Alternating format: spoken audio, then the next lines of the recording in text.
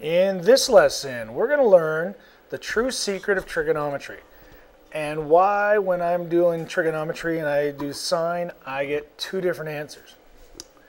Because there's always two different answers possible. We've only ever worked with one, but if you take a look at the picture here, there's always going to be two. Okay?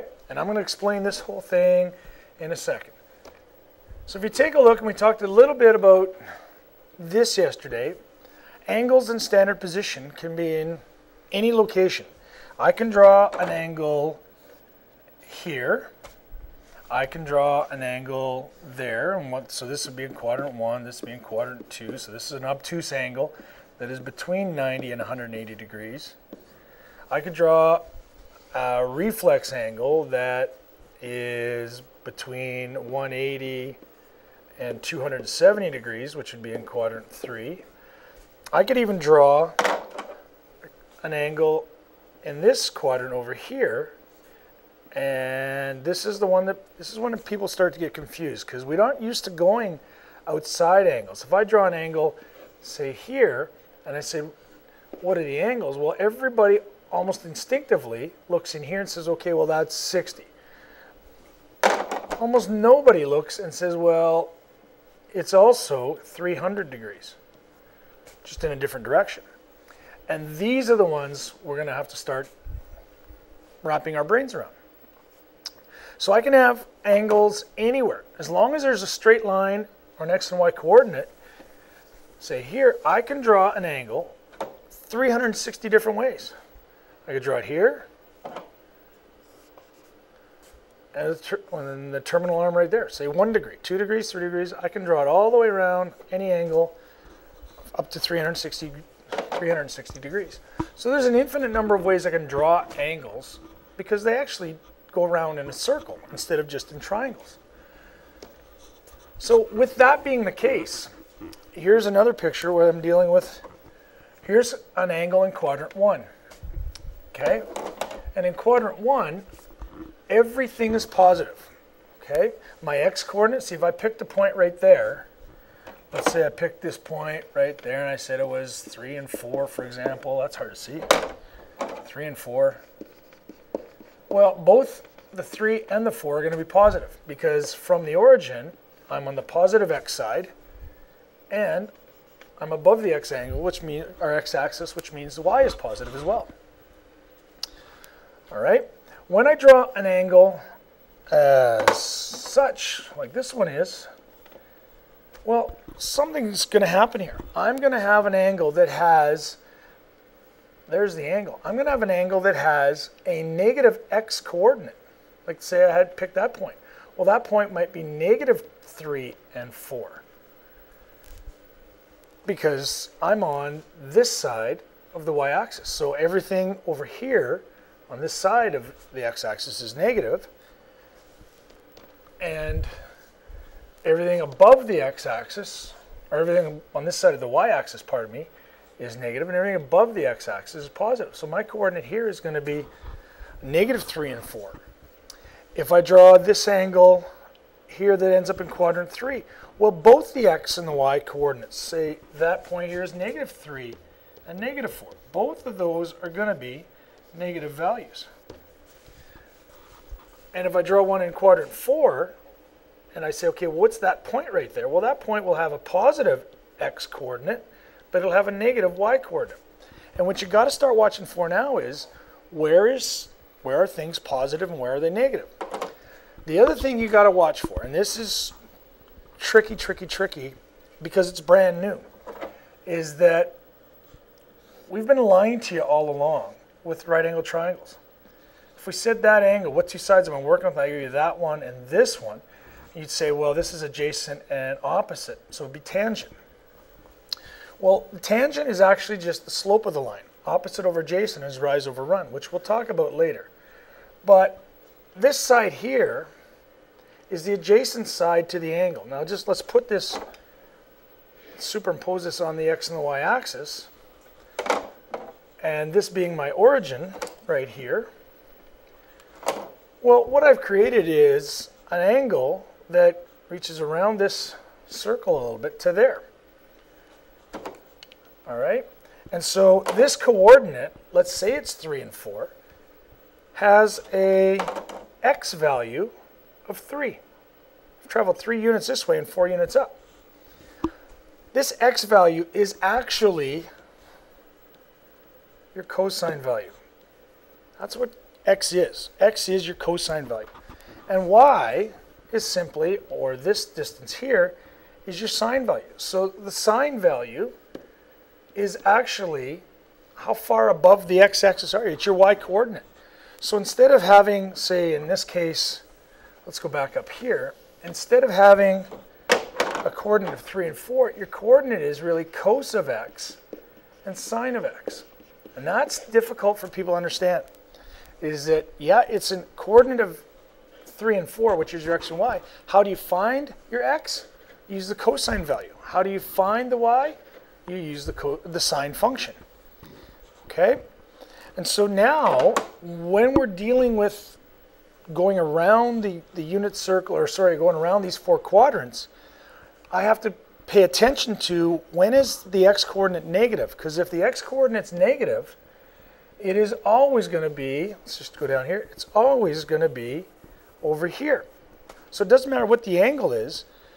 If the x-coordinate is negative, my answer is going to be in quadrant 2 or 3. Because that's where x is negative. And since x is actually cosine, that's where cosine is negative. And conversely, if I have a sine value that is negative, the answer is going to be, let's make that a little brighter, the answer is going to be down here. Because this is where, if I asked you to graph 3 and negative 4 or 2 and negative 5, you would go across 2. So we do 2 and negative 5. You go across 2 units and down 5. Well, we all know that when we're going to find a y value that's negative, we go below the x-axis. So now you have to pay attention to, and we're going to do a couple of these questions to show you, you have to pay attention to where is the sine and cosine negative, and then where does that located on the coordinate, on the grid. So if I take a look here, the terminal arm of an angle in quadrant 1 can be successfully reflected. So let's take a look here. Here's an angle in quadrant 1. Okay? Now, we can solve any angle. We've done that forever. So if I said sine of, let's not use blue, say the sine of 30 equals what? Well, you punch that in your calculator and you get 0.5. Well, what that means is that this distance here is half a unit above the y-axis. Okay? And then we could figure out from there the rest of the angles on the coordinate grid. So if this is 35 degrees right here, if that's 35 degrees, then I know that I can reflect that over the y-axis. I can take this picture and I can reflect it this way so it looks like a mirror, and then this line is now this distance here, so that this angle is the same as that angle, which then obviously means that this angle of 35 degrees is the same as that angle of 35 degrees. We call this angle right here a reference angle.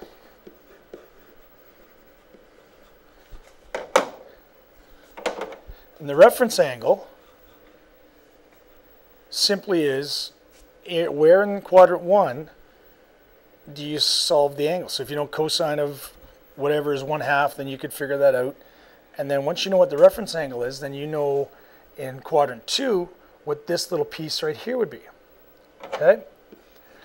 So if we reflect this angle right here, if we go one step further and we take a look at this, put that in the wrong spot, take a look at this line right here, and I reflect it this way down to here, I know that this angle is also going to be 35 degrees. So that I could tell you that that angle, at this angle here, is going to be 180 degrees plus the 35, which makes it 215 degrees. And if I had an angle in quadrant 4 with the same reference angle, and it goes all the way over to here, Well, I could tell you without doing any calculations that this angle, let's do that again on yellow, that angle is simply going to be 365 degrees subtract this chunk. So it's 360 subtract 35 degrees, which gives me an answer of 325 degrees. So that's what this angle would be here, all the way around to there. Okay, that reflex angle we talked about. So I know that sounds so real busy, but you'll see in a minute here how this works. Okay? All right. So if I take a look at this, and here's just a little applet or a JavaScript that I got off the internet. If I take a look here, I can calculate the reference angle easy enough. You've been doing it forever. You just simply find the sine of something. Sine of theta equals 1/2, second function sine, it gives you the angle. Once you know that angle, that is considered your reference angle. Okay, and I don't see this thing coming up anywhere. Oh, here we go, spinning wheel of death. Hope it doesn't take too long. Then once you know your reference angle, you simply apply that into quadrant 2 and add, or subtract, sorry, your reference angle, and in quadrant 3 you'd add your reference angle, and so forth. And once you see it, you'll understand a little bit better. Okay, here we go. Here's an angle right here. Say there's theta. Okay? And as I move this around, this blue line here represents the cosine, and this green line right there represents the sines. And it really indicates how far above the x-axis you are, and the cosine indicates how far to the right or left of the y-axis you are. So if I take this point and I move it around, you can see that x and y changes. But when I come into quadrant 2, it still leaves this shadow here. Well, the reason that shadow is because this piece right here, which we're going to learn to call our reference angle, is exactly the same as that. So if I know what my reference angle is, let's say, for example, this angle right here is 50 degrees. Well, I know that this is also 50 degrees, which means that this angle would be, I don't know if you can see this, 180 degrees, subtract that reference angle. So it'd be 180 degrees, subtract 50, so this angle right here is 130 degrees. Okay? And then same thing, if I extended this angle, the original angle, into, say, quadrant 3, say to there, well, this angle, my reference angle, and that's why it's shaded there, that angle is going to be the same value of that angle. It's going to be the same measurement. Right? So if I know this angle, and let's say again it was 50 degrees, if that angle is 50, well, that means this angle is 50, which means this entire angle would be 180 plus 50, which would give me an answer of 230 degrees. All right, so we're really concerned about finding this reference angle. That's the math that we have to do, is figure out this bad boy. Once we know that, we can use some common knowledge about 180 degrees and 360 degrees to figure out the remainder. All right, let's close that out and go to the next page. All right, so here's what we call the cast rule. And the cast rule is simply that, I'm going to put it down here so we can see it. I'm going to put it in red. C, A, S, and T. And it's just a little tool that we use to help us remember where things are positive and where things are negative. The A stands for all. So, and we're specifically talking here about sine. That's not really sine. We're talking about sine, cosine, and tangent. That's what the CST stands for in these. A stands for all. They're all positive in this quadrant. So when I'm in quadrant 1, when I'm in this quadrant right here, between 0 and 90 degrees, this being 0 degrees, and this being 90 degrees, everything is positive because I'm in my positive quadrant. X is positive, going this way. Y is positive, going this way. Okay? And I'm going to just take a quick, here we are, get rid of those. We're going to just take a quick peek at cosine and sine. X is my cosine value, and X is positive over here. This is where X is positive. Okay? X is positive in quadrant 1 and 4, because if I asked you to plot 2 and 7, 2 and anything, it really doesn't matter what that is. You're starting here and you're going 1, 2 to there. And then you're going either up or down. So if it was 7, it would be up here. If it was negative 7, it would be down there. It doesn't really matter. But because that's positive, you went from here, from the origin, you went to your right. Okay? So cosine is positive. Where are we at? Cosine is positive here in these two quadrants. That's where X is positive. Okay? Let's color that up. Sine, which is my Y value, is positive everywhere and up from the x-axis. Because again, if I asked you to plot the point, doesn't matter, and 6 being positive, you would go, let's say it was 2 and 6. You'd go 2 across and 6 up. 1, 2, 3, 4, 5, 6. You'd be up here. If it was negative 6, you'd be down here. But it doesn't matter what the x is, because my y is always going to be plus 6, or in this case a positive number. It's always going to be somewhere up here. Okay? So sine, which is my y value, is positive above the above the x-axis in here. This is where sine is positive. Okay? So we have cosine positive in 1 and 4. We have sine positive in 1 and 2. And then tangent, which is the third function, tangent actually represents the slope of a line. And the slope of a line we know from doing graphing straight lines. If I'm drawing a positive slope, I would start at the origin and go up and across. Up being the key part there. So we always go up and then to the right.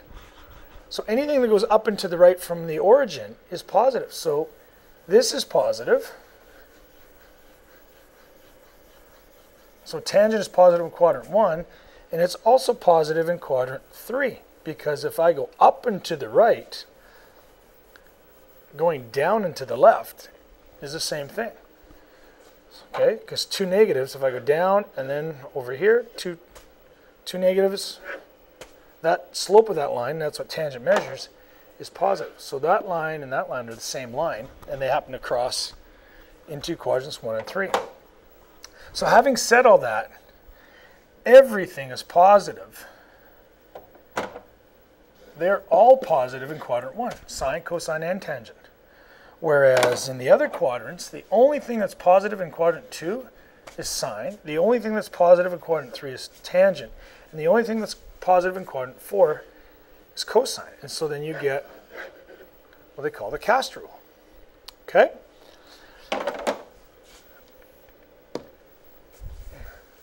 So now what we have to do is we have to take a look at how does this information help us solve it. So let's say I get a value of sine theta equals 1/2. Well, that's simple, easy trigonometry. You've done that first thing in grade 10. So you'd simply go theta, let's do that. Theta equals sine to the -1 of 1/2. And so pop that in your calculator right now, and it'll tell you it's 30 degrees. Okay? So make sure your calculators are set to degrees. So that's a true statement.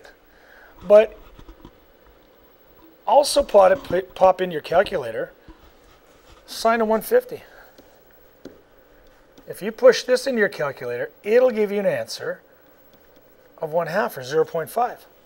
And my question is, how can you get the same sign for two different values? Well, the answer is right here. It's right in the circle that you're looking at. Because if I have an initial arm here, and sine tells me, let's get a straight line here. Let's put that there. There's my initial arm. And I'm going to draw an angle here. So we figured out that the sine, by doing that work, we figured out theta equals sine to the -1 of 1/2, and you get an answer of 30 degrees. Your calculator is set up to only answer questions in quadrant 1 that are positive. That's the only thing it's set up to do. So when it gives you an answer 30, it doesn't give you the second answer. So what we do is, I'm just going to draw this so you can see it. And 30 degrees is, I was going to say about there, but it's exactly there. And I'll show you how I know in a second. So if this is 30 degrees, what I call that is my reference angle. Because anytime I do this, I figure out what my reference angle is. I want to color it. That's what I want. This chunk here is 30 degrees. Okay? Well, because sine, and I'm looking at this point right here, this tells me the sine of 30. If I substitute this value into there, sine of 30 equals 1/2. Well, what that tells me is that that is exactly halfway up the circle, which it is. If I call this point right here 1, or 0 and 1, and this point here on the circle at 1 and 0, this point is exactly halfway up the y-axis. And that's what sine indicates, and that's what your calculator tells us. But if you look at it, we got a problem, because as this line, I'm just going to copy that. Give me a second here. As this line continues to travel around the circle, see, it goes around the circle, this angle, there's going to be another spot right there.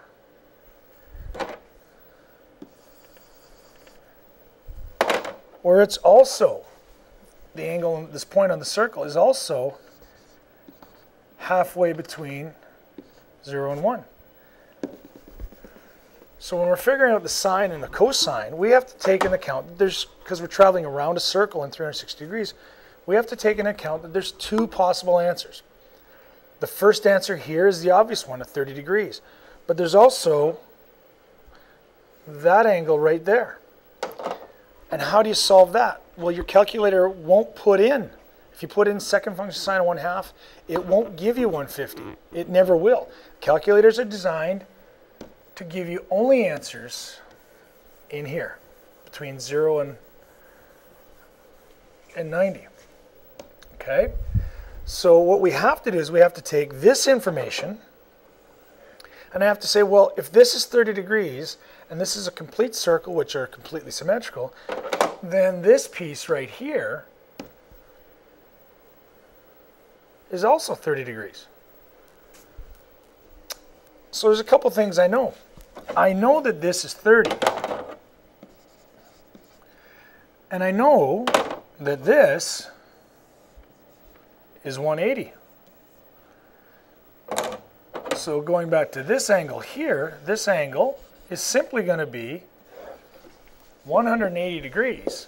Subtract my reference angle, which in this case is 180, subtract 30, and so this angle here in blue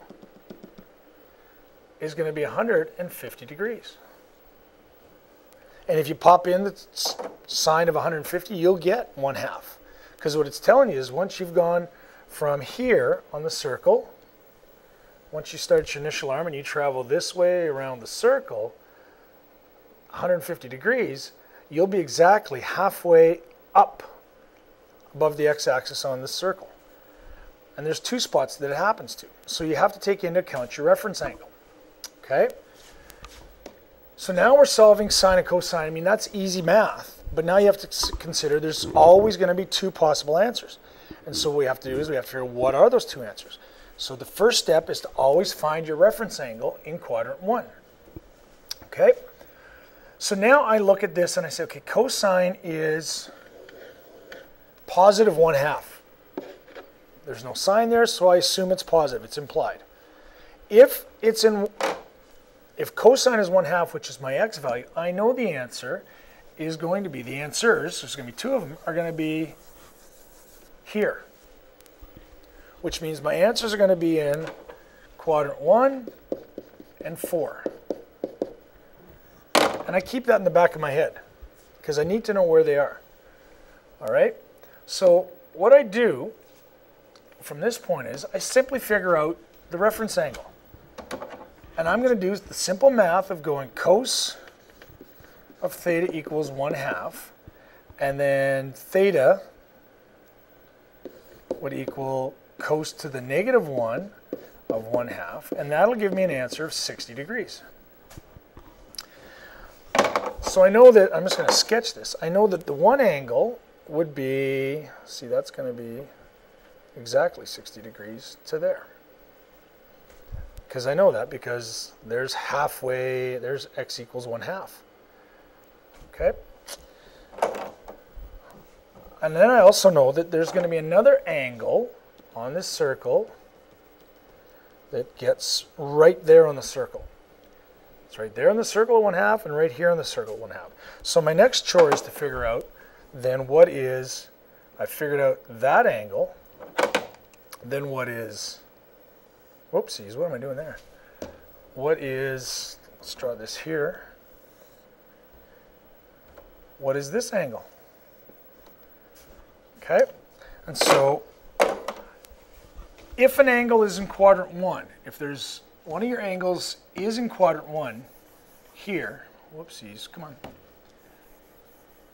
If one of your angles is in quadrant 1, your reference angle is, and we call it theta r for reference angle, your reference angle is your first angle. That's your first answer. The second angle that I'm going to get is in quadrant 4. And since it's in quadrant 4, I can't necessarily just solve it using the calculator. It won't let me do that. So what I say is, I know that this distance, let's show this in yellow, this distance there is 360 degrees, and this distance back here is 60, because these two pieces right here, well, let's do that in black, that piece there and that piece there are the same measure. So that the second theta, or second angle, is going to be 360 degrees subtract 60, which means it's 300 degrees. And now I've solved all possible measurements for the cosine of 1/2. Looking at this one, I have to say to myself, okay, well, cosine of theta, I'm dealing with cos, but cos is negative. If cos is negative, that means x is negative, which means my answer is in quadrant 2 and 3. And if it's in 2 and 3, the calculator is not going to give me an answer. Now you could go ahead and pop in cosine, second function cos of your angle, and it'll give you, what's going on here? It'll give you, I don't want to get rid of those. It'll give you an answer. It'll give you one of your answers, but it won't give your second one. So what we do is we say the cosine of theta is 1/2, and we make this positive only for our reference angle purposes. So then cos of theta, or my theta reference angle, would be cos to the negative 1 of 1/2, and we've already figured out that that's 60. So my reference angle is 60 degrees. Okay, I'm going to put that over here. Theta r is 60 degrees. So we've already done that math. Now, if I take a look at this, just to draw it, here's what I have. If this is 1 unit from here to here, this is half a unit. So my angle gives me, whatever the angle is, there's my initial arm, whatever the angle is here, it crosses the circle right there, where x is negative 1/2. And so that's the angle I'm looking for. I'm looking for that angle, and I'm looking for, ooh, bent line. Let's just draw that a little bit better. And that angle. So I'm looking for this and this. Well, to do that, I have to solve my reference angle first by ignoring that. And now that I know that my reference angle is 60, I look at that negative sign and I say, well, my answer has to be in quadrant 2 and 3. And again, I don't need my calculator anymore. I simply use the information I know. I know that this distance, or this angle, I shouldn't really call it a distance, this angle here is 180 degrees. And I know that this piece right there is 60. So I'm simply going to say that my first angle, oops, drop in, my first angle is 180 degrees, subtract 60, which makes it 120 degrees. So that's this red one right here. So that would be 120 degrees, that distance. The second angle I'm dealing with is in quadrant 3, which is the one way down here. And now I'm looking at this angle, and I know it's going to be 180 degrees plus my reference angle. And that's the whole key to this. So my second theta is going to be 180 plus my reference angle 60, which gives me an angle of 240 degrees.